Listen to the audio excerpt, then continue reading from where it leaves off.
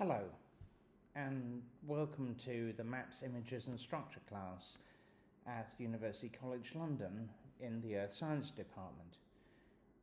This is the first lecture of a series during this term when I'm going to be teaching you how to make and interpret geological maps. So the class is going to be given by two instructors, me, Peter Clift. I'm going to be talking to you in the classroom about practicals involving geological maps, both invented and real, and then later there will be a field trip led by Paul Bowen, who's going to be taking you to Dorset. Just as a little background about me, I am a tectonic, sedimentary and marine geologist. I have interests in the building of mountains and the development of climate in Asia, particularly related to the monsoon, and on smaller timescales I'm interested in the interaction of climate and human society, especially in Asia, exploiting marine records. But my background before that, my PhD was on tectonic geology in Greece, which involved a lot of work with maps, so I'm quite familiar with this topic. So the course structure you can see here, and it is provided on the Moodle, page 2. This breaks down in the usual way UCL classes. We meet once a week in the morning and the afternoon on Thursdays, and I'm going to be leading you through a series of practicals involving first fantasy maps that have been made up to show you the concepts involved, followed by, in the later part of the class, we're going to be looking at real geological maps. Of course, there's a reading week in the middle, and following that there is an assessed map, a problem map, which means that it's made up. It's not a real geological map, but it's there to test your understanding of the concepts that you've learned in the first couple of weeks of the class.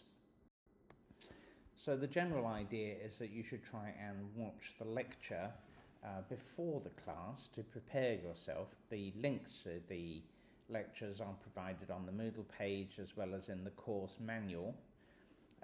Then what happens is at the beginning of each of the classes I'm going to recap that introduction for you so that everybody's on the same page, and I strongly encourage you to attend the classes.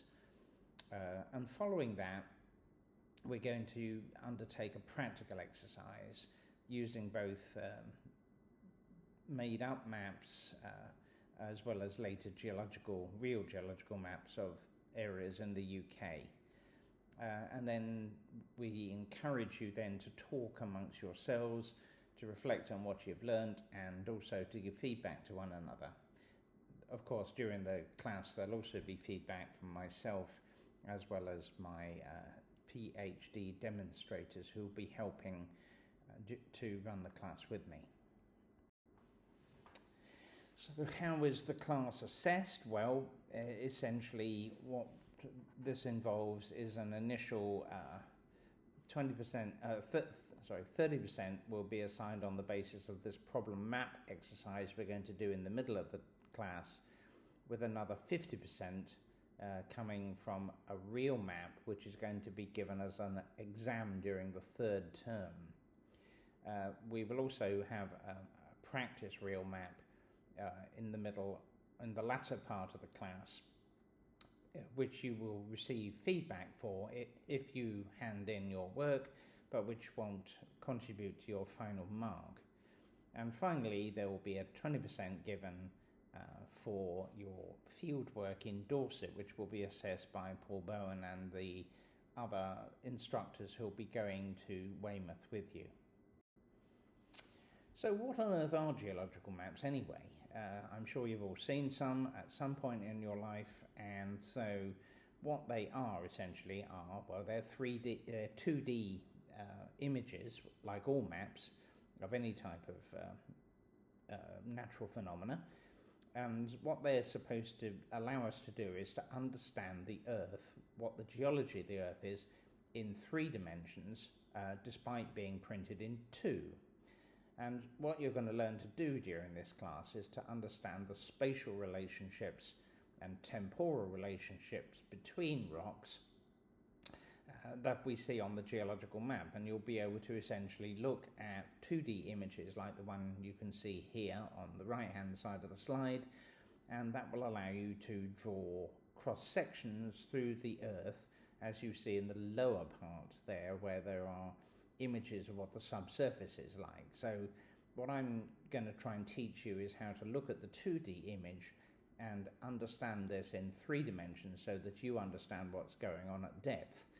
And that's important for many reasons. It's important for our geological research, it's important for understanding environmental or geological engineering problems, it's important for geohazards and for resource exploration too, oil and gas, for example, or water or carbon sequestration. We have to understand what the subsurface is like if we're going to deal with the geology in any particular area. And it's usually the best way that geologists acquaint themselves with the new geological problem or new area is to look at the map.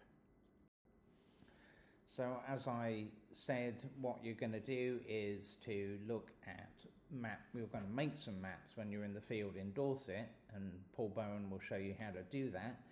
And then in the classroom during the term, we're going to learn to interpret the geological maps in paper form here in the classroom, as well as in your own time between the classes. And as I said, the breakdown of the marks is 20% for the field trip in Dorset, with 30% being assigned for the problem map in the class, and then 50% for a real map given as an exam. So sort of at first glance, many geological maps, as you can see in this upper right example, look sort of rather fiddly and complicated. And that reflects the diversity of different rock types that we have to deal with when we're looking at the real Earth. Of course, in some places it's more complicated than others. This is a map of the Ardnamurchan Peninsula in Scotland, showing an igneous complex with a lot of different rock types reflected in the different colours you can see. But essentially what I'm going to show you how to do is how to break that down a little bit and simplify things so that things are less overwhelming. Essentially, the most important features of the map can be simplified to allow you to understand the structure in 3 dimensions, and that's where these problem maps come in. They have been designed to allow you to understand the concepts without getting overwhelmed with the details at the beginning of the class, and then later you'll learn how to simplify them for yourselves. So the lower right hand picture there is one of our made up maps. It's not a real place, but you can see there the different colours are depicting different rock units with topography shown in the contours, which allow you to look at the geology in 3 dimensions, and that's what you're going to be learning to do over the next few weeks. So there are some basic rules that we follow whenever we're doing this type of exercise. Particularly, we try and simplify some of the assumptions at the beginning of the class, and these include some of the following. So essentially, each of these colours, for example in this problem map, represent a different rock type, and for the start of the class at least, we're going to assume that all of these have a constant thickness. So that, for example, unit D, that you can see at the top of that map, is the same thickness there as it is at the bottom of the map, where we also see unit D outcropping. And we also assume that the map doesn't really have an edge. The map is an image of a particular area, but there's no side effects. So we assume that the structures extend vertically and laterally as far as necessary. So essentially then all of the surfaces between bedded rock units can be thought of as simple planes or curved if they're folded, for example. So We're not trying to do anything particularly dramatic. There are no wild changes in thicknesses across an area. So if you're interpreting something that does have that type of effect in it, you're probably going to be wrong. So we're not trying to trick you. It's all very simple at this particular point. So just nice, simple, uniform thickness units stacked up on top of one another and then folded or faulted, as the case may be. And we'll complicate things progressively as we go through the class. So essentially you can think of geological maps as being a geometry problem. I mean, that's essentially what we're trying to do here. So the top and the bottom of each of the geological units can be described as a mathematically defined surface. And that means that you can extend measurements that we make at the surface, where geologists actually make their measurements, into the subsurface, at depth, as well as, of course, into the air, where the rocks have already been eroded away. And because you can define each of the surfaces mathematically, it is possible to make predictions about where they might interact or not. So obviously parallel units on the top and bottom of a geological unit are not going to touch each other, but they may run into a fault or potentially an erosion surface, and then we can make a prediction about how the surfaces interact with one another. And you can do that in a couple of ways, both by visualizing it and also by plotting. And at the beginning we're going to do that in a mathematical sort of way, by plotting to predict where these different surfaces touch one another. And there are definitely right and wrong answers to this, so it's important to ask for help if you don't understand what's going on, because we want you to get a good mark. And if you get the answers wrong, you will not get a good mark. But most people do well in this class, so please just ask if you're having any problems. So the geological maps, one of the reasons for the geological maps is to try and get you thinking in 3 dimensions, which is a key feature in geology, not just in mapping and structure, but also in mineralogy.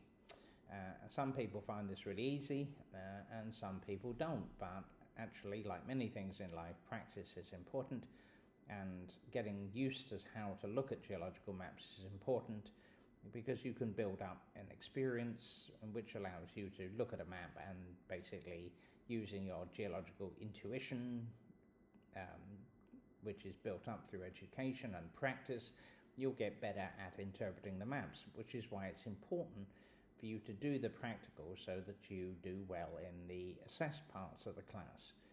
Right, so we want to look at the 2-dimensional image on the map and immediately begin to think about this as a 3-dimensional problems. And yeah, there are different ways of dealing with this. Not all solutions are the same. The main thing is to get to the right answer. Maybe you can just visualize the problem in the way that an experienced geologist would do, but at the beginning you may find plotting very useful, and that's equally valid. There's no problems about that.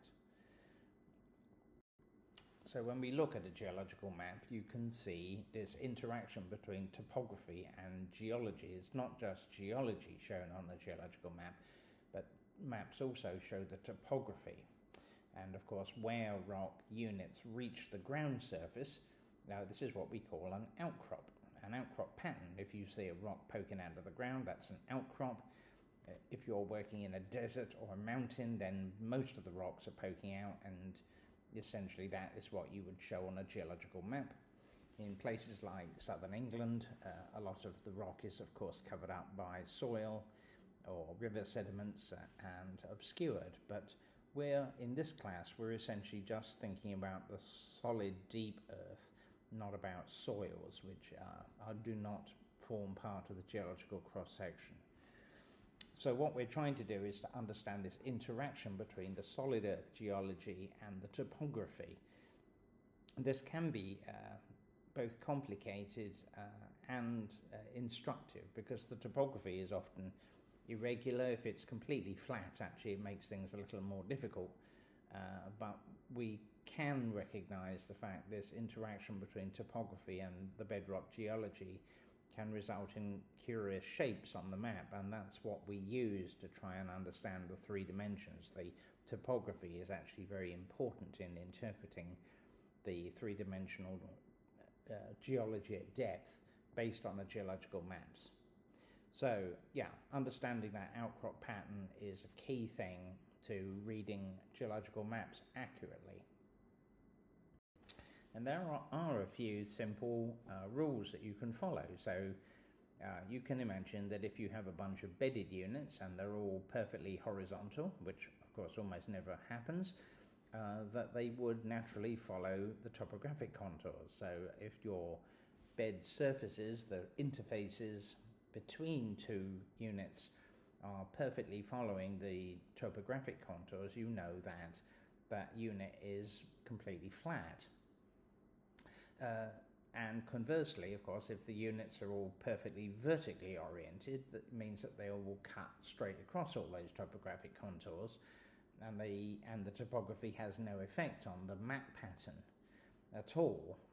And again, it's sort of rare to be perfectly vertical, but anything that cuts sharply across topography must be fairly high angle of dip, of inclination. And of course, more usually, of course, it's something in between where we have dipping units that obliquely cut across the topographic contours. And that's what we're going to practice. So today we have a relatively simple practical involving some plasticine models. You're going to make blocks of these with a shape inside, a structure inside of essentially a cube of plasticine that you're then going to be able to cut, so you can see how something like, for example, a basic fold looks like in different orientations and with different topography. So next week we're going to do a map exercise on paper, but this is the start of the class and we're just trying to introduce you to the basic concepts here at this point. So please feel free to contact myself or the PhD demonstrators if you have any problems with this. Hopefully we can resolve these in the class. It is very important that you come to the class when we have more time to spend with you, but if you need further help, please don't hesitate. Don't leave it until later in the class during the term when there's no time to make amends. We're here to help you and we want you to enjoy this class. It can be a little tricky at first, but I think you'll find it's nothing that difficult. So please enjoy the class, and I look forward to seeing you on a weekly basis.